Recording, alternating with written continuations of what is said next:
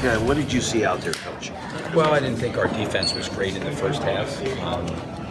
And then I didn't think that we really did a great job of taking care of the basketball. And 10 turnovers, they scored 17 points on those. I thought we gave up too many easy things at the basket and around the rim. I thought the guys came out in the second half, particularly in the third quarter. We did a much better job of getting the ball under control. We did a much better job of not turning it over. And we took away a lot of those plays at the basket. And then obviously they didn't shoot the ball particularly well from the three-point line. And then we were able to go on a big run and kind of get a little bit of a cushion there going into the fourth. Russell had a slow start, but you had another big gun out there in Paul George. Yeah, I mean, he really got into an unbelievable rhythm and flow, and just what he did was remarkable out there. And he was in a great groove there. He really had it going in the third quarter. Billy, what was the decision for starting Russell in the fourth quarter? Was that about the foul situation? Yeah, he had 4, and I think maybe when I took him out with 7 to go, I think we were maybe down 6, and I wanted to just to see what we could do without him on the court. I was really pleased with the way our guys responded. We closed out that third quarter from the 7-minute mark when he went down pretty well. And obviously Paul had a lot to do with that, with the way he got it going offensively.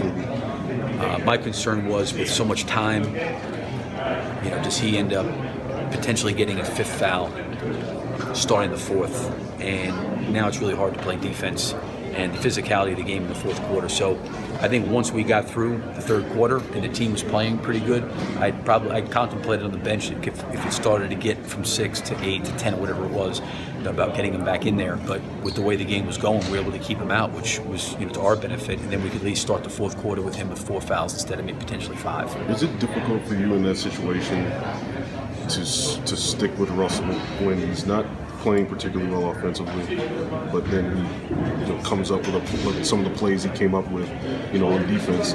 If he doesn't foul Mitchell gets a dunk, you go into overtime. If he fouls him, you get a chance at Mitchell missing one and he misses one.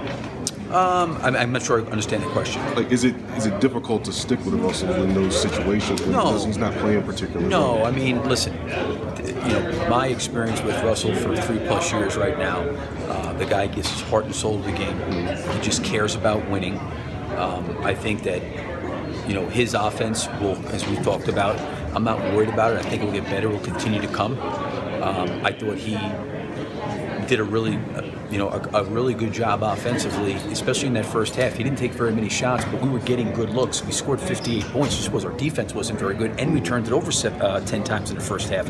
We still had 58 points. So, going back to your question, I got all the confidence in the world in him, and for us to be the team that we're hoped to be, he's got to be a big part of that. And like I said before, his preseason, his training camp, at the beginning of the year, it's been choppy, but he'll be fine. I mean, I'm not worried about that. He'll play his way through it. But when he's out there, he's smart, he's bright, he's going to make plays to impact the game. What was the issue with the pick and roll defense in that second quarter with Gobert getting those runs? Yeah, I mean, one is we never really got the ball under control.